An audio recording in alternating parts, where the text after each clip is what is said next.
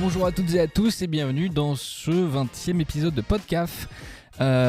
Aujourd'hui on va parler d'artisanat. Oui, Clément est surpris, c'est le 20e. Et oui. Déjà le 19e, moi j'étais en mode putain déjà.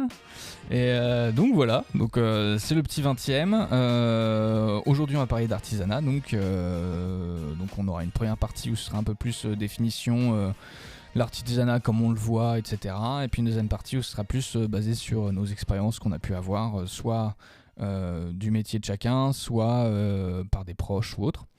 Donc voilà, et puis on va commencer comme d'habitude avec les petites recos de chacun. Alors je commence, j'ai l'impression, puisque Clément me tend le micro, le temps qu'il note sa recommandation. J'ai oublié, mais je suis avec Mathéo, oui. Clément, je suis avec Léo et Clément. Voilà, nous sommes tous les trois aujourd'hui. C'est vrai que même pas on a dit bonjour. Hein. Ouais. Non, bonjour. Et Clément, parce que il a plein de choses à dire sur l'artisanat. C'est pour ça qu'on l'a choisi, surtout là, sur cet épisode-là. Alors, ma reco d'aujourd'hui, je vais parler d'une artiste que j'ai découverte sur Instagram, qui s'appelle atelier.malise. Donc c'est une illustratrice qui fait des dessins à l'acrylique, à l'huile, sur plein de supports différents, sur du tissu, sur de la toile. Et donc elle mélange un petit peu du côté du corps humain avec pas mal de des motifs floraux aussi.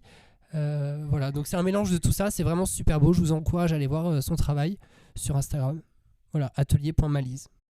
Malise ou Malice? Malise, M-A-L-I-S-E. Ok, ça marche. Vas-y Mathéo. Oh, ok, alors moi c'était pour vous parler d'une série que j'aime beaucoup, que j'ai beaucoup aimé en la regardant. C'est Archer, qui est disponible sur Netflix. C'est une série où on suit une espèce d'équipe de bras cassés qui sont en fait des espions américains qui sont dans une agence privée et qui bossent plus ou moins pour le gouvernement qui leur donne des missions ou d'autres personnes qui auraient les moyens de se servir d'une agence privée comme celle-ci. Et j'aime bien parce que le style graphique est plutôt cool, ça fait très BD. Donc les espèces d'aplats de couleurs avec une délimitation en trait noir sur tout le tour. Donc vous savez que j'aime bien les BD, donc le style graphique me plaît. Et puis c'est bien écrit, les épisodes sont barrés, il y a un humour que j'adore. C'est pas l'humour qu'on a dans les Simpsons, Futurama ou South Park ou autre. C'est un humour... C'en est encore un autre, mais... c'est encore une autre forme d'humour, mais ouais. C'est très drôle. Ouais. J'ai pas mal regardé moi aussi.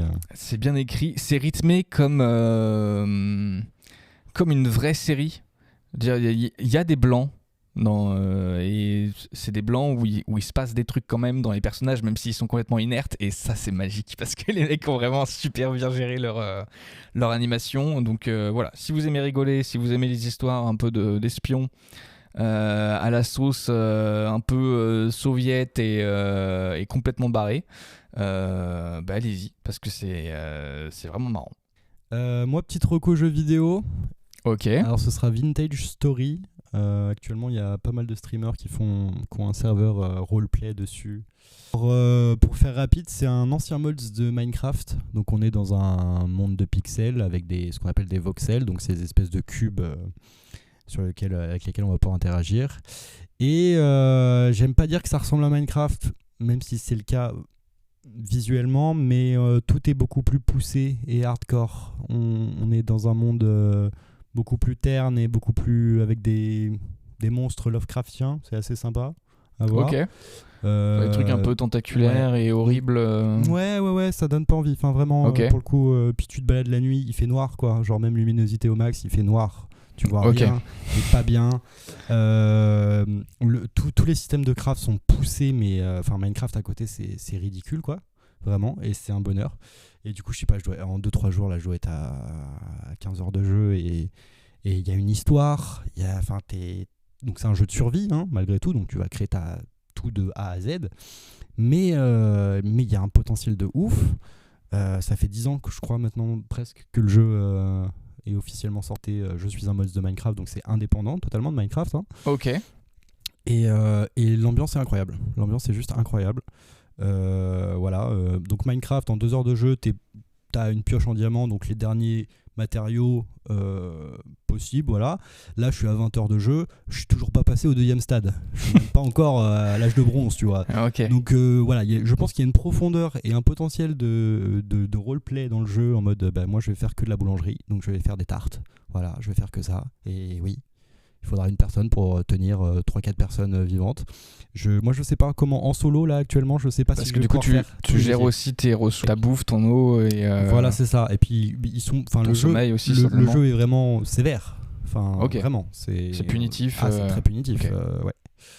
Donc voilà, c'est un bonheur. Je suis en pleine découverte et je vais continuer à découvrir, je pense, encore pendant 50 heures. Donc voilà, un vrai bonheur. Un vrai bonheur. Ok. On le trouve sur quoi et à combien? Alors, sur le site officiel du jeu, je crois qu'il est sur Itch.io et un autre système de machin, mais il est un petit peu plus cher, doit être à 21 euros pas sur le site principal et 20 euros sur le site officiel.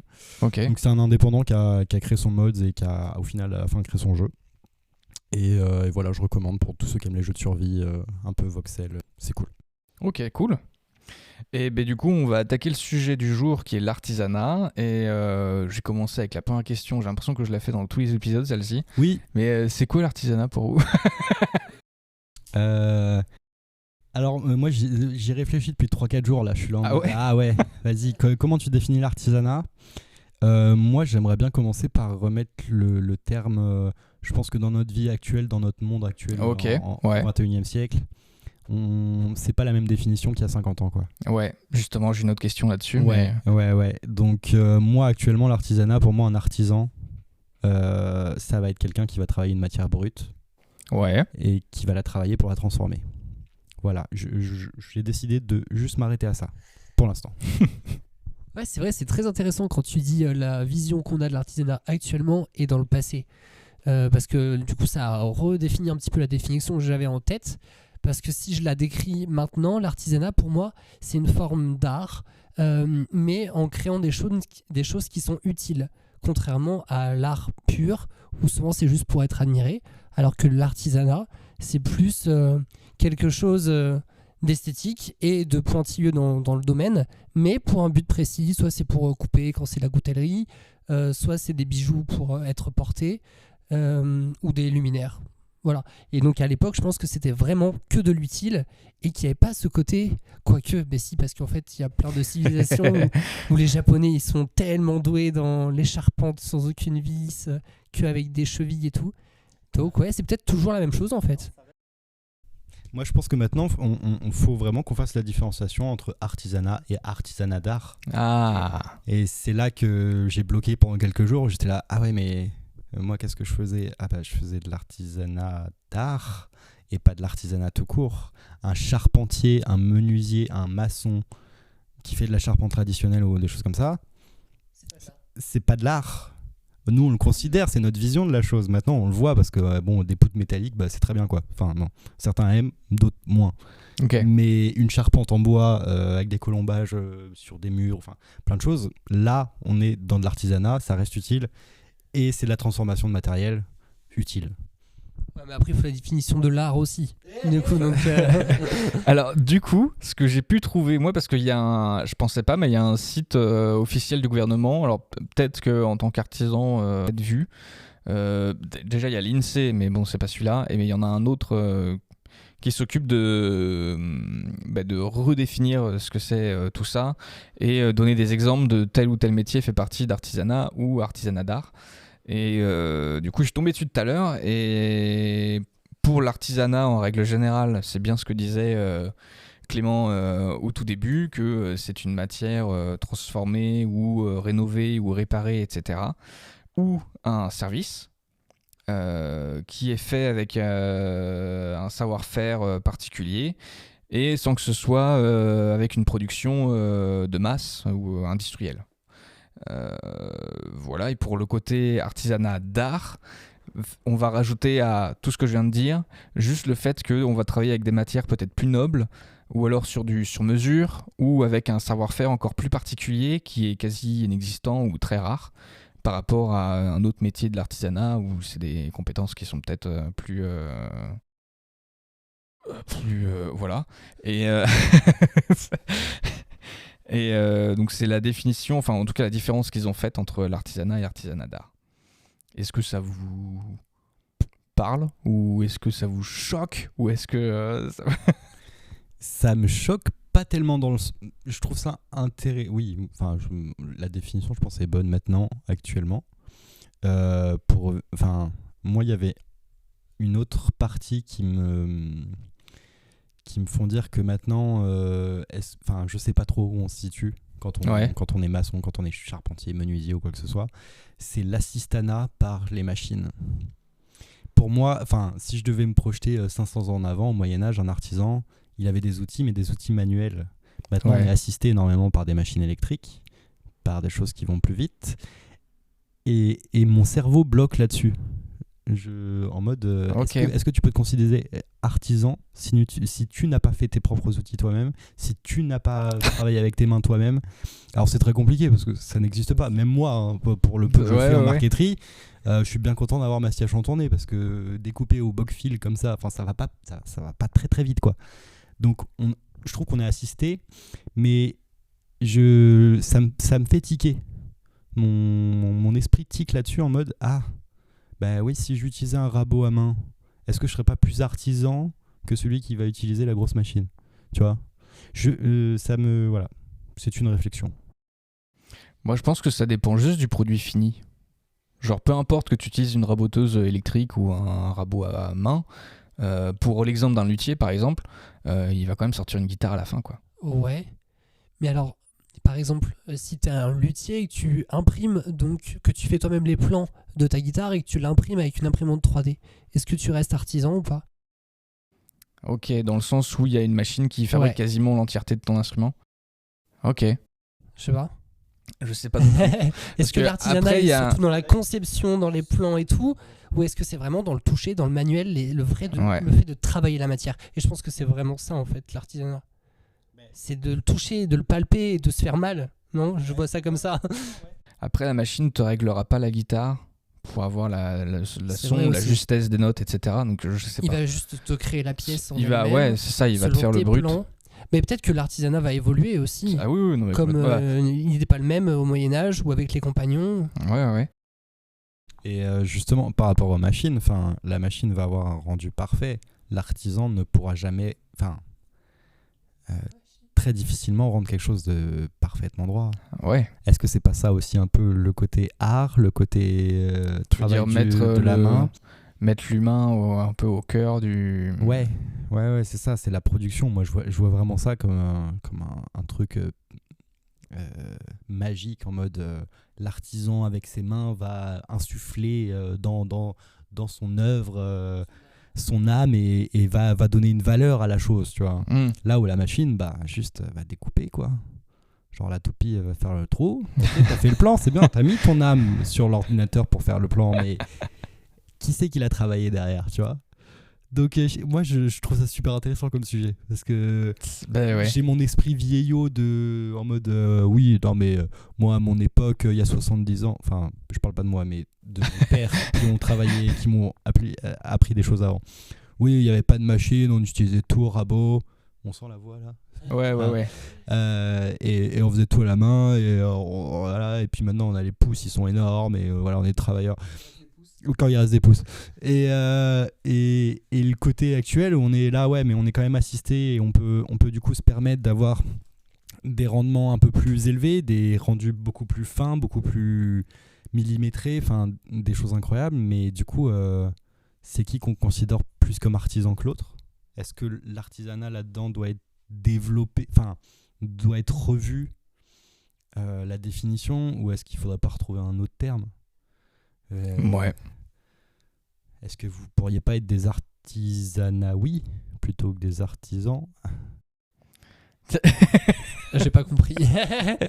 Est-ce que l'artisanat aussi, c'est pas le fait de créer des pièces uniques, contrairement à l'industriel ou de l'usine, où tu vas avoir des pièces qui vont toutes être pareilles, tirées d'un plan, alors que moi j'imagine un bottier, un coutelier, ce sera toujours des pièces uniques.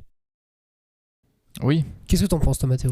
Bah, que quand on regarde l'industrie, enfin, je vais parler d'industrie parce que quand tu vas à Thiers et que tu regardes comment ils font des couteaux, c'est de l'industrie, quoi. T'as des machines qui découpent les feuilles de métal, les boiseries, les trucs comme ça. Et puis ils en sortent, enfin, je sais pas combien la journée, j'ai aucune stat, mais ça doit être des sacrées quantités. Des couteaux d'artisanat. Je sais pas, parce qu'il y a des usines qui font des couteaux de table des à la gueule, tu vois. Ouais. Donc, ouais, je sais pas trop. Mais c'est une bonne question. C'est pareil, au niveau de la transformation du matériau brut à la base. Est-ce que s'il est transformé par des machines, mais à la fin fini par quelqu'un à la main, on peut plus considérer que c'est de l'artisanat? Donc t'as ta voiture, elle a été faite entièrement par des machines. Par contre, il y a un gars qui a fait surpiqûre sur le volant. Et du coup, c'est de l'artisanat. Non, mais sans déconner, franchement, ouais. Après, le mec est artisan dans son domaine. Voilà, est-ce que ta voiture en tant que telle est le concept entier, si c'est un carrossier qui a été venu mettre la carrosserie et qui a tout travaillé à la main, mais ouais, tu vois. Bah ouais. Il y a un côté, c'est quoi? C'est l'enveloppe externe qui est importante. Est-ce que si à l'intérieur ça a tout été travaillé mais que personne n'a rien touché, c'est très compliqué comme sujet. Et c'est très intéressant. Et c'est pour ça que j'avais un peu hâte qu'on en parle, parce que je suis content, parce que Léo, il a lancé sa définition, j'étais là, ah l'enculé, il m'a vraiment tout niqué dans ce que je pensais. Vraiment. Et non, c'est pour ça que je trouve ça hyper intéressant. Ok. Et au même titre que moi, enfin, pour ma part, avec le chemin que j'ai fait avec mon artisanat et moi et ma définition que j'ai, je suis déprimé de voir que maintenant le travail que moi j'ai appris avec un savoir-faire, avec des techniques importantes ou quoi que ce soit, peut être réalisé quasiment au micron près par des machines électroniques. Ça me désole. Ça me désole. Et jamais de la vie je considérais que c'est un travail d'artisan, du coup. C'est une machine qui travaille. On peut pas qualifier. Ouais, je réponds un peu à ma question. Mais si la machine a tout fait de A à Z, on peut pas appeler une machine un artisan. Non. Tu vois? Ou alors je suis pas au courant. Donc du coup, une machine artisanale. On serait globalement OK avec la définition, mais aujourd'hui, il y a une limite qui est de plus en plus floue, suivant les moyens utilisés, surtout des Il y a eu une évolution ces dernières dizaines d'années qui font que je pense que tout est un peu remis en cause de par les démarches, de par comment on dit, l'attache émotionnelle, soit du travail, des techniques ou des choses comme ça. Et je pense que c'est à retravailler, c'est à revoir. Enfin, c'est juste à ouvrir comme débat. Je pense qu'il faut ouvrir le débat. Ouais. Et voir comment ça va évoluer. Voilà.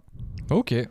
Parce que la poterie, il y a des moules pour faire les pots, mais quelqu'un qui le fait lui-même, il y a un petit défaut. C'est ça aussi la perfection de. Mais est-ce qu'on rentre pas dans l'art là à ce moment-là?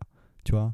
Bah, ça dépend ce qu'il produit, comment, s'il fait juste un pot ou si genre il fait de la peinture derrière dessus ou si s'il fait un pot ou s'il en fait il en fait 15. Et c'est un beau sujet, bravo Mathéo. Pas que t'es fier de toi et que t'es content. Tout à l'heure, on a abordé vite fait l'idée, mais qu'est-ce que vous pensez de l'artisanat d'hier? Alors quand je dis hier, ça peut être l'homme de Cro-Magnon qui trouve une pierre et qui se dit tiens, faut la tailler un peu pour faire une flèche. Ou est-ce que et l'artisanat d'aujourd'hui Moi déjà, autour de nous, dans nos campagnes, est-ce que vous en voyez beaucoup de personnes qui travaillent les matériaux bruts et qui se considèrent comme artisans, qui parlent d'eux comme étant artisans? Je sais pas. On est dans un coin où il y a beaucoup de céramique, mais du peu que je vois et de ce qu'on a pu m'en dire par des collègues qui ont travaillé dans ces industries-là ou pas, ils parlent bien d'industrie et pas d'artisanat. Enfin, c'était l'usine quoi pour eux. Il n'y avait pas d'idée de... Mais on a beaucoup de maçons aussi dans nos coins. Oui. Les maçons de la Creuse sont connus depuis très très longtemps. On a des charpentiers, on a de l'artisanat, mais plus dans la construction, dans notre coin en tout cas. Après, non, on n'a pas tant de couteliers que ça. Ah, il y en a quelques-uns quand même sur le. Dans les coins, ouais. Ouais. J'en connais qu'un. Mais et alors du coup, pour répondre à ta question de l'artisanat d'avant et de maintenant, donc d'hier, là tu parlais d'un hier très très lointain avec le néolithique, mais oui, moi ça me fascine cette façon qu'on avait de voir les choses, de créer des bâtiments ou autres avec un pointillisme, avec le fait de calculer le nombre d'or. Il y a des choses comme ça qui m'ont toujours fasciné. Ouais. Hyper artistique, mais dans l'âme, plus que dans le concret, dans le physique. Ils étaient très spirituels et vraiment, et c'est un truc qui se transmettait d'artisan en artisan. Comme tu disais tout à l'heure, ces gens-là, ils t'ont appris ces techniques et c'est des trucs que tu as de manière ancestrale. Et ça, je trouve ça trop trop beau et j'ai trop peur que ça se perde au bout d'un moment, quoi. Parce que là, il y a plein de gens qui commencent de l'artisanat en regardant des tutos, en apprenant soi-même, en autodidacte. Mais est-ce que derrière ça, il manque pas quelque chose ? Je sais pas. Je sais pas. Pour avoir vu des amis se lancer dans des trucs, donc il y en a un, il travaillait un peu le bois, il s'est acheté un tour, il a commencé à faire ses kendama comme ça. Et au fur et à mesure, je pense que tu tombes, quand tu apprends par toi-même, tu tombes sur les mêmes questions, les gens qui sont déjà du métier, etc. Et donc tu finis par acquérir le même savoir qu'eux, mais en faisant ton propre chemin. Et en t'étant adapté avec les solutions que tu peux trouver aujourd'hui et pas ce que eux pouvaient avoir avant. Alors t'as un vieux qui va te dire ouais non mais pour faire tel truc tu utilises cet outil et pas un autre parce qu'il te permet de scalper le truc nickel, alors que ça se trouve aujourd'hui il y a un autre outil qui existe qui est encore plus parfait et plus génial, mais le vieux va rester sur ses habitudes de travail et va t'apprendre c'est vrai. Donc je sais pas. Est-ce qu'il y aurait pas aussi actuellement cette envie de pas forcément partagé par rapport à la concurrence? J'imagine des gens qui sont très très bons dans leur domaine et ils n'ont pas forcément envie de former un petit jeune parce que c'est déjà compliqué d'en vivre. Donc donner ces petits tips que tu as appris au bout de 20 ans d'acharnement, est-ce que tu les donnes aussi facilement? Moi j'ai été dans ce cas-là, où j'ai eu des cas de non, on a un savoir que personne ne devrait avoir. Donc toi en tant que simple apprenti ou quoi que ce soit, tu n'as pas le droit de rentrer dans cette pièce-là parce qu'il y a des secrets de fabrication et parce qu'on veut que personne les ait. Mais à côté de ça, on a Internet qui est, comme tu disais Léo, on est dans le partage. On a envie d'apprendre aux autres. Moi, je pense que ce qui me toque aussi avec ma façon de penser et cette vision arriériste un peu du travail, c'est que moi, on m'a expliqué les choses avec toute l'histoire qu'il y avait avec depuis le début. Pourquoi on en est arrivé là ? Et pas ah tiens j'ai un problème, faut que je trouve un problème, faut que je trouve la solution directement. Il y a toute une démarche que forcément tu disais Mathéo toi aussi, au bout d'un moment tu restes bloqué en mode ah là ça marche pas. Oui lui il va me dire utilise tel outil parce qu'il y a que ça qui marche. Mais moi c'est toute la démarche derrière de toutes ces personnes qui ont cherché pendant des années pour dire ah non il faut utiliser ce matériau là avec tant de grammage de machin ou de quoi que ce soit dans la colle parce que sinon ça tient pas la durée ou quoi que ce soit. Moi c'est tout ça que je trouve hyper intéressant et que je rapporte vraiment à l'artisanat pur et dur. Enfin un artisan il est pas artisan les 2 premières années de sa vie de professionnel. Il a fallu 30-50 ans de tests, de travail, d'apprentissage et de connaissances de gens qui ont travaillé pendant des centaines d'années avant lui pour avoir ce matériau qui est à la fin fini, fiable, qui est parfait quoi. Voilà. Ok. Voilà. Ouais, non mais... Ça marche. Léo, tu voulais rebondir, non ? Non, pas du tout. Du coup, on va entrer dans la deuxième partie où on va plus parler de nous. Donc Clément, tu parlais justement de ta formation, etc. Est-ce que tu peux juste présenter ce que tu faisais et dans quel domaine tu étais ? Alors moi j'étais du coup plus dans de l'artisanat d'art parce que j'avais pas un produit fini qui était forcément utile mais plus décoratif. Ouais. Donc j'ai commencé par faire de l'ébénisterie, donc le travail du bois pour les transformer en meubles. Et j'ai fini sur une formation de marketeur qui est vraiment de la décoration de meubles avec des fines planches de bois de quelques millimètres qu'on s'amuse à découper dans tous les sens pour faire des décors, des oiseaux, des paysages, des choses comme ça, plaqués sur les meubles, plaqués sur des tableaux. Voilà, donc moi, vous allez comprendre rapidement aussi pourquoi j'ai cette attache à tout ce qui s'est passé avant. C'est qu'en France, on a une culture et un savoir-faire du travail du bois, du meuble, qui est quand même depuis des centaines d'années qui est incroyable. Enfin, il y a eu un nombre de styles incalculable de des fois pendant 3-4 ans là c'est tel style. Voilà, ça c'est on appelle ça du Louis-Philippe. OK, super. Parce qu'on a des décors là, puis là c'est un peu plus carré, puis voilà. Bon là je donne un exemple à la con et c'est pas du tout ça. Mais on a un savoir-faire qui est incroyable et c'est là que je pense qu'il faut aussi qu'on fasse un appel en mode les jeunes là, aller vers des boulots comme ça parce que ça se perd. En vrai, ça se perd. Même moi, il y a presque 10 ans maintenant, on me disait ça se perd. Enfin, vous aurez jamais de travail là-dedans. Mais si. Enfin, si vous avez envie, allez-y. Bah ouais, mais non, mais oui, mais non. Voilà, tu vois. Ouais, la question des débouchés est vraiment compliquée. Le débouché est compliqué, mais la visibilité est plus facile aussi. Avec Internet, avec les réseaux sociaux, je pense qu'il y a moyen d'allier tout ça et je préfère lancer un message d'espoir en mode je pense que c'est possible, je pense qu'on peut y arriver plutôt que non on laisse tomber puis on perd tout ça et puis c'est pas grave, allez faire de l'industrie, allez sur une chaîne de montage et construisez des meubles en série chez Ikea. Waouh, tu vois, c'est très caricature, enfin c'est très extrême comme propos, mais je sais plus ce que je disais. J'ai fait, vous savez, en 3e, le petit stage d'observation qui dure 3 jours là. J'avais fait mon stage d'observation dans une ébénisterie où moi je m'attendais pas du tout à ça, mais alors pas du tout.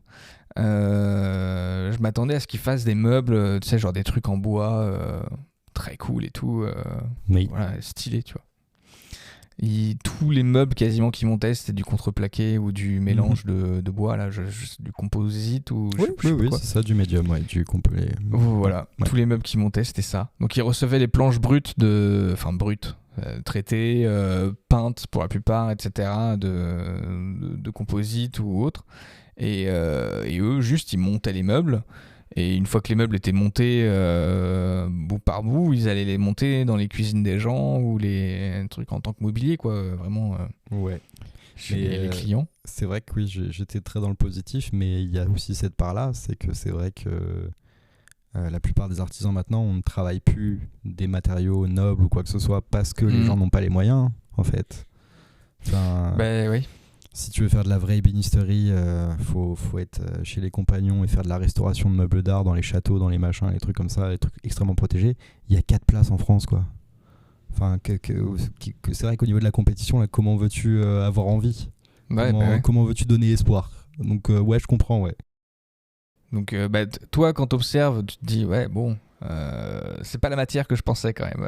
Non. Tu vois, après, ils ont fait des belles portes vitrées et tout ça. Ils ont fait de la rénovation de portes vitrées chez des gens où là, tu vois vraiment leur taf de retrouver la bonne essence de bois, comment ça a été fabriqué avant pour essayer d'adapter avec une pointe de moderne pour que ça tienne mieux dans le temps et faire en sorte que le truc, plutôt que d'être clouté et collé, ils vont faire un autre assemblage pour que ça rentre un peu plus contre le verre et que ça machin. Mais à part ces petites interventions là qu'ils avaient chez des clients, tout le reste t'étais en mode bon. Ah oui, on se fait chier. Ah ouais, non, totalement. Et eux ils taffent là-dedans et heureusement qu'ils aiment ce qu'ils font parce que sinon ils se feraient vraiment chier. Mais c'est pas ce à quoi tu t'imagines quand t'es pas dans le milieu, quoi. Et oui, non, je comprends. Puis justement, toutes ces entreprises qui font, eux, ce travail incroyable avec des matériaux incroyables, pour avoir accès à ça, il y a tellement un chemin faramineux à faire avant, avoir les connaissances, avoir un minimum d'expérience, prouver qu'on est intéressé, prouver que c'est extrêmement fermé partout, en fait. Que ça soit au niveau de l'apprentissage, que ça soit au niveau du métier pur après. C'est hallucinant, ouais. Non, je sais pas, tu t'es... D'ailleurs, je voulais dire un truc, mais j'ai oublié ce que c'était. Ah merde. Pas de souci. Je vois aussi, j'ai fait une formation de développeur web.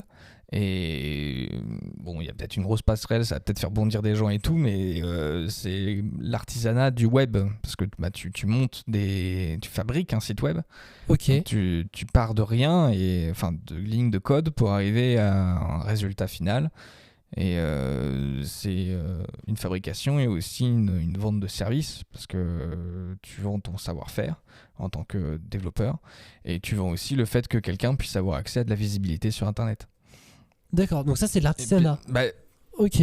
ça rentre dans l'artisanat parce que tu pars d'un matériau brut qui sont des lignes de code et que tu modifies ou répares ou machin pour avoir un résultat final qui fonctionne et qui D'accord, ouais, répond ok. à un cahier des charges. Ouais, parce que comme je vois pas le côté matériel et physique, j'arrive pas à me l'imaginer, mais oui. Tu crées mentalement et Pour tout ce qui est web designer ou quoi que ce soit, je pense qu'il y a aussi le côté artistique. Enfin, je t'offre une vision avec les codes actuels ou quoi que ce soit dans le visuel. Je pense qu'il se rapproche un peu de ça aussi. T'avais les premiers sites 3D, il y avait un gars sur YouTube, il en avait fait un où il s'était scanné. Il s'était foutu au milieu comme s'il y avait un rocher en dessous. Et tout le site était développé autour de lui. Donc tu montais par niveau autour de son corps sur le site en 3D. Et toutes les différentes pages étaient autour de ce personnage-là qu'il y avait au milieu du site. Donc tu as un côté un peu innovant dans le design et la manière de te déplacer dans le site. Il y a aussi des sites web qui ont été pensés comme des jeux vidéo. Il y en a un où tu déplaces une petite Jeep sur tes pages web. Tu as une petite voiture. Tu peux faire des sauts, des trucs comme ça. Tu es en vue de 3/4 et tu te balades dans un site. Donc les gens qui font de l'animation pour les dessins animés et tout, c'est de l'artisanat aussi quand c'est numérique parce qu'avant c'était sur papier à la main. Moi, ce qui pourrait faire toquer aussi les gens, c'est que là, elle est où la matière brute ? Là, on est sur des choses qui sont plus palpables, qui sont visibles. Ouais, mais c'est plus de plus en palpables, plus le monde d'aujourd'hui, dans le sens où là, on est en train de faire un podcast on enregistre sur un PC. Le PC, il y a du code qui tourne dedans. Ouais. Et en plus, c'est un logiciel libre, donc c'est même pas des gens qui ont spécialement eu de formation dans le métier ou qui ont fait des trucs là-dedans. Ils ont peut-être juste fait ça pour s'amuser et pour rendre un logiciel disponible à tous ceux qui n'ont pas forcément les thunes de s'acheter un logiciel comme Cubase, Logic Pro et autres. Donc, je sais pas. Mais ouais, enfin, là, moi, ce qui me fait toquer, c'est il est où le matériau brut principal et quand est-ce qu'il est palpable ? Tu vois, quand est-ce que tu peux le toucher ? Quand est-ce que tu peux tourner autour ? Quand est-ce que, enfin, tu vois. Là, on l'utilise. Oui. Non, mais ouais. Ouais, mais pour moi, non. Bah non, du coup, non, c'est pas possible. Parce que c'est pas, on n'est pas parti d'un caillou, on n'est pas parti d'un morceau de bois, on n'est pas parti d'un arbre, on n'est pas parti de sable, on n'est pas parti d'argile. Enfin, moi, l'artisanat, il y a vraiment cette chose-là qui rentre en compte. C'est vraiment le matériau brut de base qui est là et qui va être transformé et qui va plus ressembler à ce qu'il est au départ. Ou un petit peu quand même, mais... Ouais, je suis totalement d'accord avec toi. Je suis plus sur cette vision-là de l'artisanat. Parce que c'était le formateur qui nous avait fait remarquer que finalement, mais vous êtes un peu les artisans du web. Ouais, mais totalement. Dans l'idée, t'es comme quelqu'un qui construit une maison pour quelqu'un d'autre, quoi. Mais là, tu me dis que je peux voir et je peux attraper des morceaux de binaire et les ralentir entre eux. Là, je te dis ok, il n'y a pas de souci. Le problème, c'est que je peux pas les toucher, quoi. Donc, ouais, tu vois. Ouais, je suis d'accord avec toi, vraiment. Bah c'est pour ça mon cerveau, il est en train de bugger. Il est en mode non. Si un peu, mais non. Et voilà. Donc, non, ouais, c'est très drôle. C'est très, très drôle. Ok. Du coup, vous êtes pas d'accord avec ça Non, moi, je suis pas du tout d'accord avec ça. Mais même sur le fait d'utiliser une machine pour la totalité de l'objet, pour moi, c'est pas du tout de l'artisanat. Et ouais, parce qu'il y a vraiment le côté unique, moi, que je retrouve dans l'artisanat. Ok. Et même si quelqu'un fabrique tous les objets possibles et imaginables, s'il y a une machine qui fait ça, il faut qu'il y ait au moins une personne qui soit là pour les assembler. Ouais, c'est ça, okay. Exactement. Il faut qu'il y ait du toucher. Ouais. Et du coup, Clément, il nous a expliqué son rapport avec l'artisanat. Et toi, Mathéo, t'as déjà touché un petit peu c'est plutôt quel domaine ? À part le web, pas vraiment. Et sinon, j'étais intéressé avant de partir au lycée pour faire un bac pro dans le bois. Alors je savais pas s'il y avait ébéniste, menuisier, luthier, j'en sais rien. J'avais juste dans l'idée de faire un bac pro pour travailler le bois. Mais sinon, non, j'ai pas travaillé là-dedans. Après, juste chez moi, je fais de l'impression 3D, mais je considère pas ça comme de l'artisanat. Ouais. Quoi. Est-ce que tes parents, je sais pas, ils t'ont appris à utiliser certains matériaux? Non. Non. Parce que moi, du coup, c'est comme ça que j'ai vraiment découvert l'artisanat, parce que mes 2 parents sont artisans de base. Ok. Ma mère est ébéniste et mon D'accord. père, il est forgeron. Et donc, lui, il a commencé par faire du luminaire. Donc, c'était vraiment de l'objet utilitaire, mais un peu artistique, puisqu'il faisait des pièces uniques à chaque fois. Et donc là, c'est là qu'il m'a appris, enfin beaucoup plus tard, après sa période armes, parce que maintenant, il est forgeron d'armes médiévales. Ok. Et lui, il considère comme artisan et pas comme artiste ou artisanat d'art, en tout cas avec les épées maintenant. Moi, je suis pas d'accord parce que des fois, il fait des pièces sur commande, des pièces uniques inspirées de l'univers fantastique, de Seigneur des Anneaux ou autres. Et donc là, c'est des pièces avec des courbures, avec des roses, avec des sculptures au bout des dagues, au bout, pardon, des pommeaux, Ouais, de la ouais. garde. Et donc là, pour moi, c'est de l'art. Et donc, il m'a appris à forger, à bricoler. Ma mère m'a appris aussi à toucher au bois. Donc, j'ai commencé à sculpter du bois, moi, au début. Ok. Avec du lierre. Léo, on n'utilise pas quand on est dans ces milieux-là, on n'utilise pas le mot bricoler. Tu n'es pas un bricoleur, Léo. Tu es un artisan, tu es un forgeron, mais tu ne bricoles pas. Pas à ce niveau-là. Et non, je suis pas artisan, par contre. Je suis pas artisan parce que Parce que tout ce que je sculpteur, fais- c'est pas un artisan. Ben non. Enfin, non. Mais comme ça revient sur la définition que je vous ai dit tout à l'heure, mes sculptures, elles ne servent à rien. Si je mettais une ampoule dans une de mes sculptures, je suis d'accord, ce sera une œuvre Ouais, d'artisanat mais t'as d'art. de l'artisanat d'art qui sert à rien. Non, de l'art. Du coup, c'est de l'art. Pour moi, c'est de l'art. Ah non. T'as un matériau brut que tu transformes quand même. Enfin, c'est ok, la peinture c'est pareil. Ouais, mais ouais. Est-ce que Dali, il était artisan?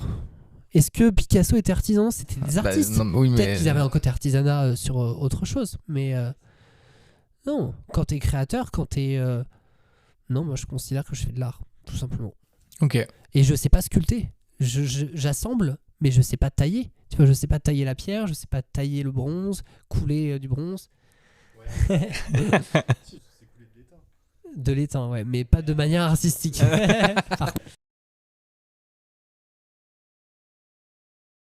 Je suis pas d'accord avec toi. Hein. Ouais, j'aime bien.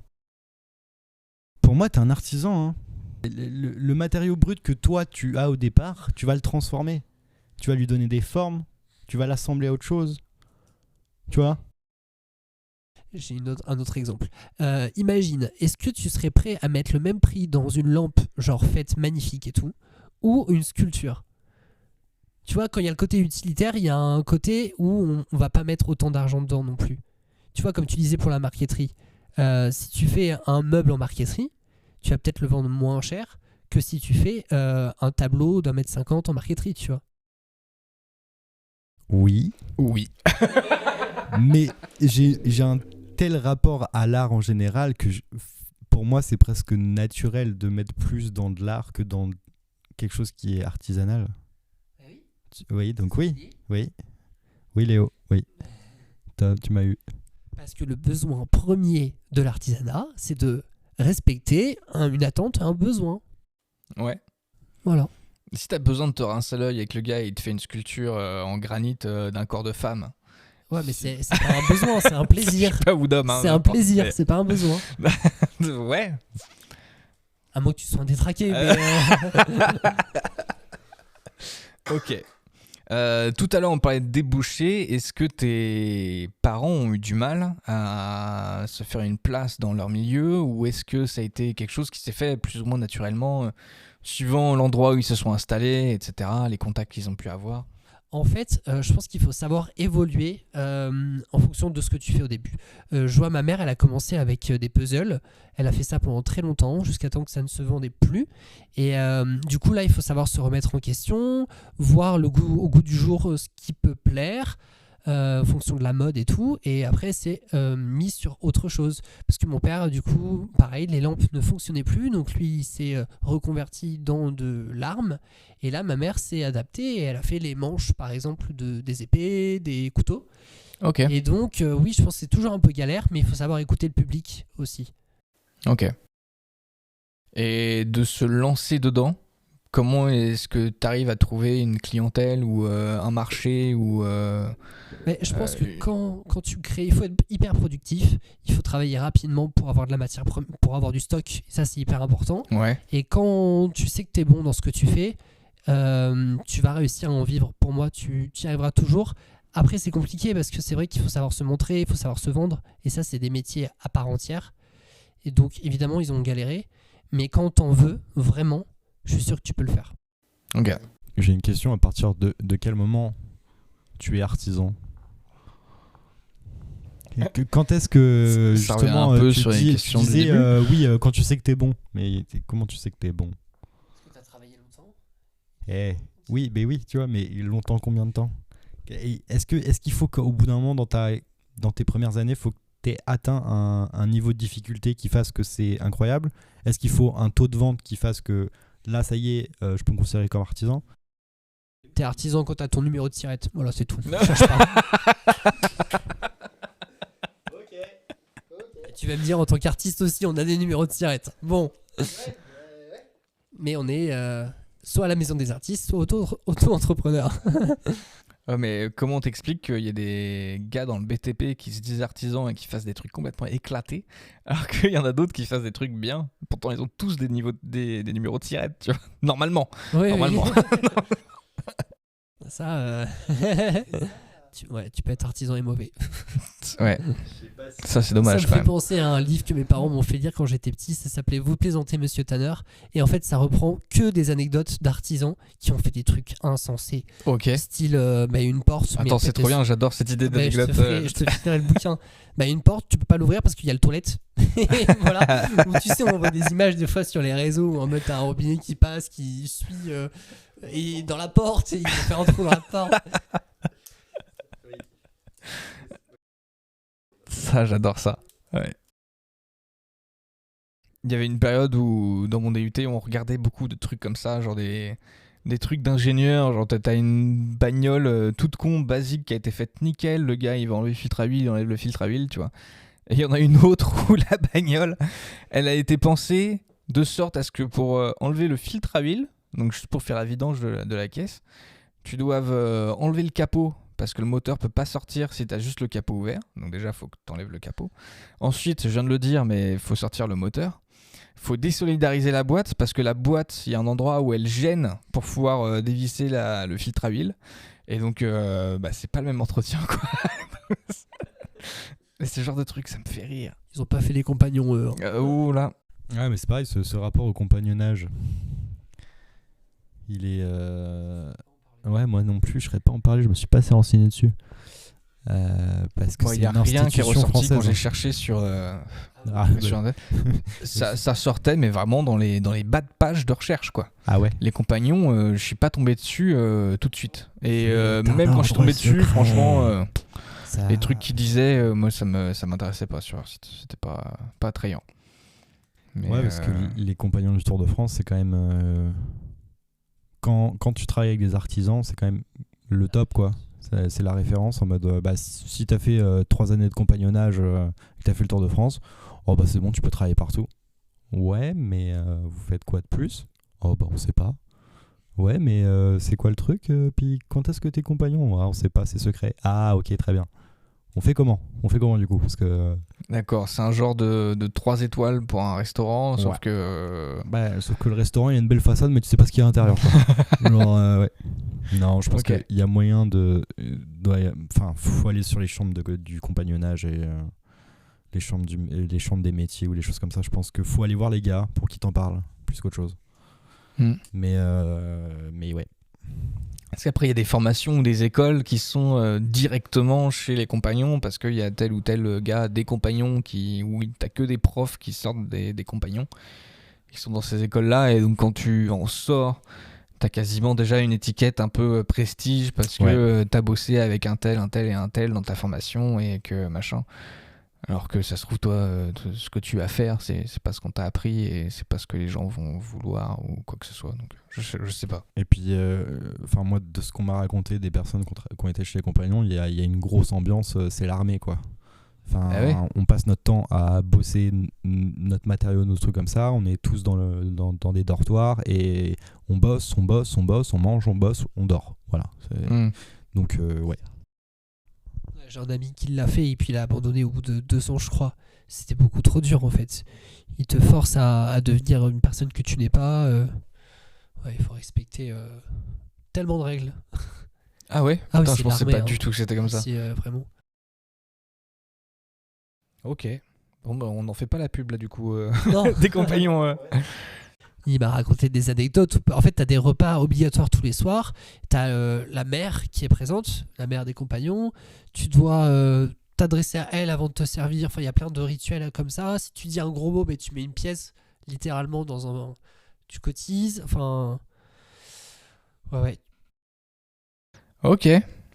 Ah oui, je pensais pas que c'était aussi. Ça aurait été intéressant d'avoir côté, quelqu'un qui a fait les compagnons pour cet épisode-là, mais ouais.